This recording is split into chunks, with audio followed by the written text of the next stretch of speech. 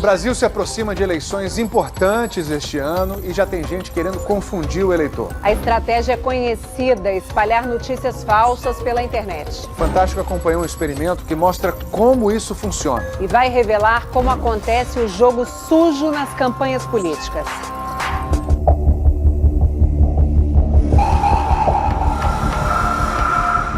É uma caçada no subterrâneo. A Federal chegou muito perto da gente. Falta eles serem mais rápidos, né? Eu confesso, esse jogo de gato e rato, essa adrenalina, é o que nos move. Ele é um dos marqueteiros responsáveis pelo jogo sujo das campanhas políticas na internet. A gente, basicamente, é aquele que trabalha com fake news. Que não é você plantar só uma mentira, mas é você potencializar fraquezas dos possíveis adversários ou dos possíveis oponentes. E às vezes você resvala em crime. No jargão da nossa cidade, chama de lado B.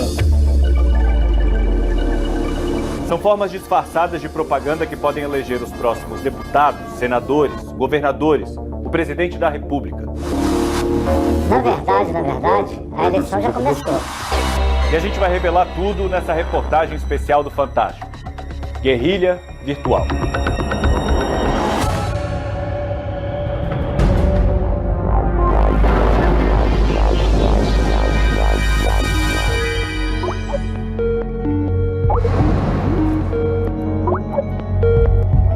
E aí, professor Guido, tá tudo pronto para começar aí? Tudo pronto. Para você entender como tudo funciona, a gente acompanhou um experimento do Laboratório de Aplicações de Vídeo Digital da Universidade Federal da Paraíba. A gente vai mostrar passo a passo como uma notícia falsa é criada, espalhada e para que ela serve. É a parte mais divertida da eleição. É jogo de cachorro grande, é jogo de tubarão, não cabe amador nesse jogo. Eles já estão trabalhando no Brasil. E o que se ensaia é uma reprodução do que aconteceu aqui nos Estados Unidos na campanha para as últimas eleições presidenciais. Eles vão usar a internet para plantar boato, espalhar mentira, disseminar confusão, criar grupos de ódio. O primeiro passo é a criação da notícia falsa. O professor Guido Lemos e os alunos dele usaram uma história inofensiva. Um paranormal russo que teria previsto a vitória do Brasil na Copa deste ano. Professor, e os sites parecem bem reais, né? Isso, os sites estão bem bacanas, quer dizer, até agora ninguém questionou a fonte, né, da notícia. Mas e por que vocês fizeram 3 sites? A ideia é o seguinte, quem acessa a informação no site, no portal Gazeta Rio, a gente coloca como fonte da informação um site de Manchester, um site do Reino Unido, que dá credibilidade à informação que está publicada. Bom, quem está acessando o Voice of Manchester, como se trata de uma notícia que fala sobre um russo, sobre a Copa da Rússia, a gente colocou um link do Voice of Manchester para o site russo. Mas nas campanhas políticas, como você deve imaginar, os boatos são muito mais cabeludos do que a previsão do Hexa. Já criei alguns boatos. Já criamos boatos de ter prendido mala de dinheiro, que seria pago para compra de votos. O lado B, ele faz isso, ele coloca a pulga atrás da orelha.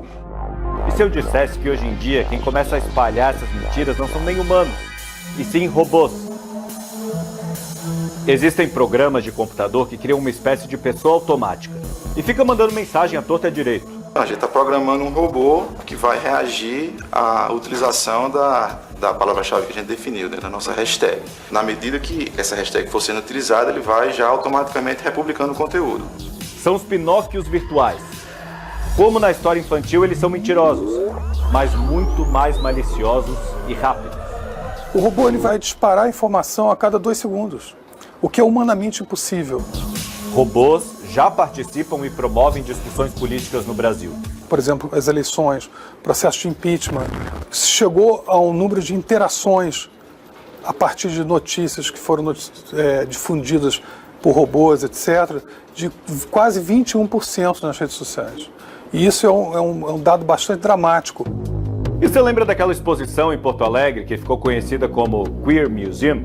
Foi alvo de protestos. Um grupo de pessoas achou que as obras promoviam pedofilia e zoofilia. A Fundação Getúlio Vargas fez um estudo sobre esse caso. Os pesquisadores descobriram que 13% de todas as postagens contrárias à amostra e outras 7% a favor foram feitas por robôs. E o final da história você conhece. A exposição foi cancelada e criou o maior debate que extrapolou a área da cultura e virou discussão política. Os seguidores de Donald Trump, em torno de 30 a 35% deles são robôs, são perfis que são criados para divulgar informação nas redes sociais. É praticamente impossível descobrir que você está conversando com um robô, com um perfil que não corresponde a uma pessoa que existe no mundo real. E muitas vezes é a gente que entra no jogo e acaba compartilhando sem querer uma notícia falsa. O objetivo é esse, né? Que pessoas reais acreditem no que os robôs estão falando e reproduzam. Isso. E a mentira é celebrada. E eu tenho muito prazer de ver o resultado das minhas estratégias.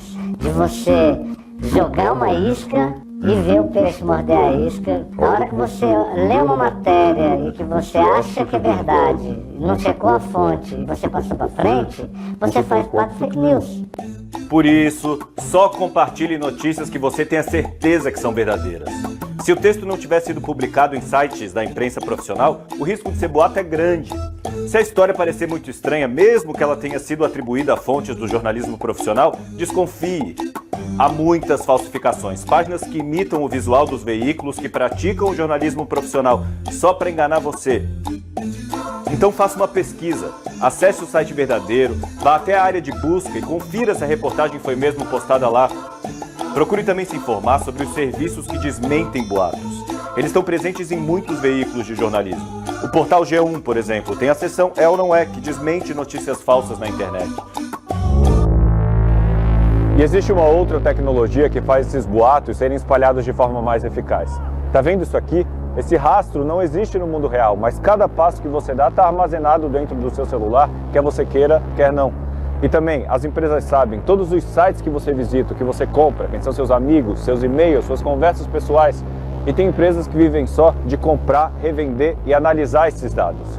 Com isso, elas são capazes de saber o que você está pensando, o que você está sentindo e mais, o que um país inteiro está pensando e está sentindo naquele momento.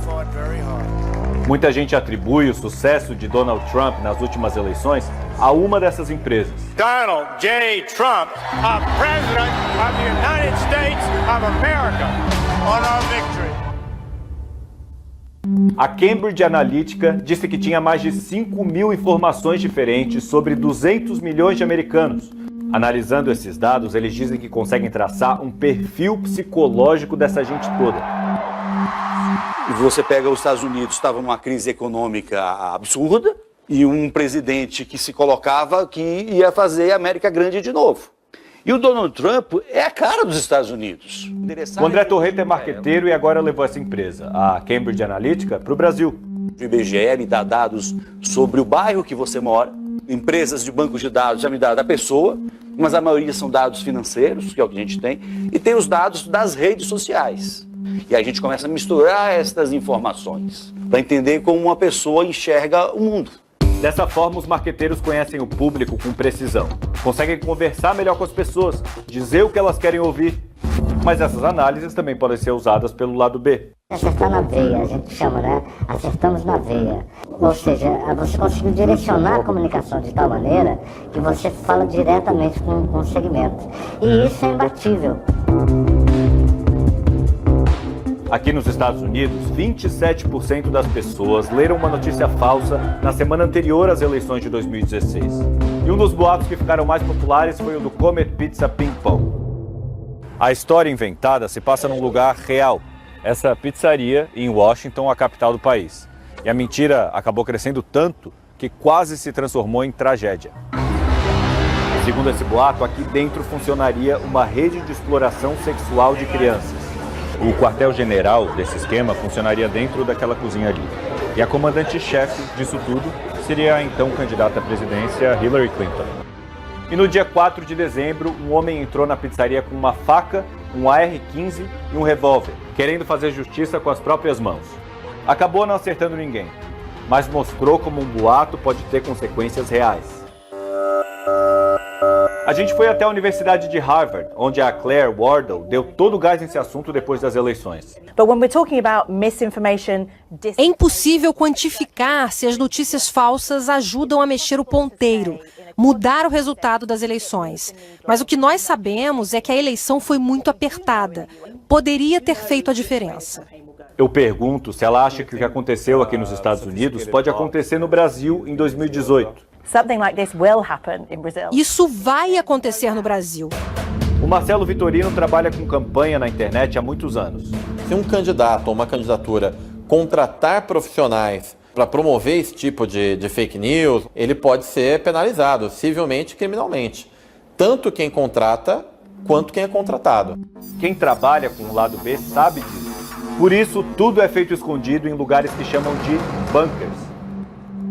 Tem vários bunkers funcionando, a contra-informação está comendo solta. Esses guerrilheiros, eles acabam tendo uma equipe mista, você tem ali desde redatores publicitários, jornalistas investigativos, designers, editores de vídeos. São lugares fechados, onde as pessoas não conhecem. Nós temos uma grande agência digital e, paralelo a isso, eu tenho 2 bunkers, inclusive um não é nem na cidade. E aí eles bolam técnicas para ninguém descobrir quem postou aquelas mentiras na internet. Primeiro, a gente não usa nenhum servidor dentro do país. Para mandar os vídeos para serem postados no exterior, eles vão a lan houses que não pedem identificação. Depois que ele postou, que ele plantou a semente, aí, adeus. O bunker experimental montado na Universidade Federal da Paraíba também usou várias estratégias dos bunkers reais. Foram gastos R$900 na compra de 300 perfis falsos do Twitter. Tudo num site russo que oferece ilegalmente esse serviço. E aí essa ferramenta vai disparar 2.400 tweets por hora. Foi usada também uma ferramenta que o próprio Facebook oferece para os anunciantes. Para que a postagem sobre o vidente do Hexa aparecesse em mais perfis, foram pagos R$500 ao Facebook. E ele está dando uma margem estimativa de que a gente pode atingir até 200 mil pessoas. Robôs dispararam mensagens via WhatsApp. Servidores de outros países também foram usados. E mais notícias foram criadas no laboratório da Universidade da Paraíba. Depois de 4 semanas de trabalho, foi feito um balanço do resultado. Quem cuidou dessa parte do experimento foi o Instituto Nacional de Ciência e Tecnologia Cyber, uma parceria da Universidade Federal de Minas Gerais com a PUC Minas. Mesmo com uma ação que foi razoavelmente simples e limitada e utilizando poucos recursos, o impacto que ela causou na rede foi bastante visível. 200 mil pessoas viram as notícias falsas pelo Facebook. Outras 25 mil leram diretamente nos portais criados. E foram mais de 40 mil menções no Twitter. Num contexto de eleições, você provavelmente utilizaria uma estrutura muito maior e essa estrutura ela pode permitir sim que todos os eleitores, pelo menos aqueles que usam as mídias sociais, sejam alcançados.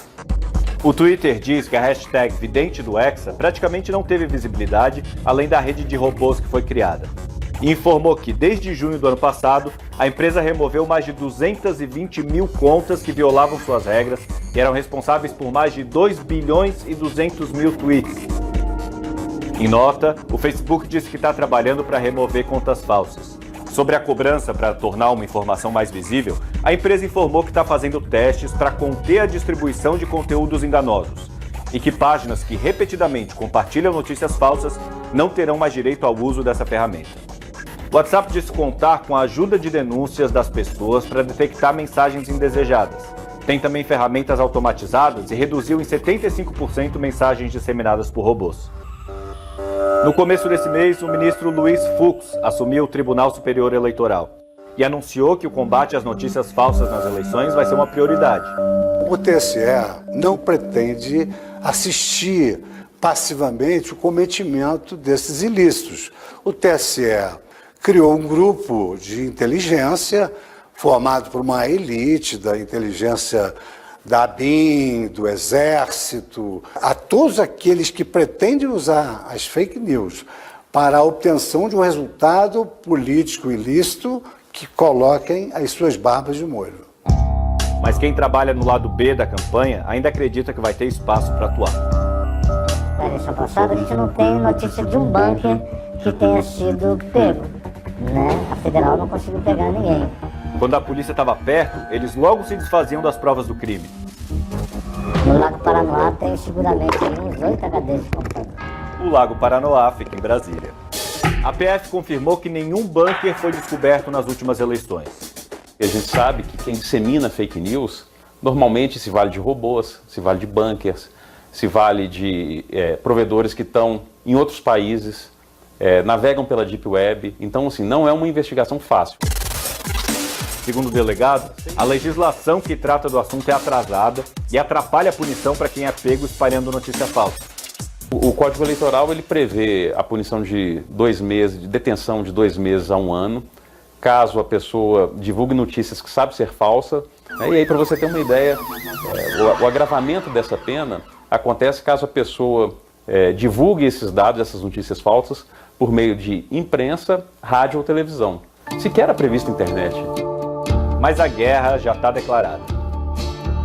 Infelizmente, na política brasileira ainda isso é uma marca forte. Já atingiu os objetivos a qualquer custo.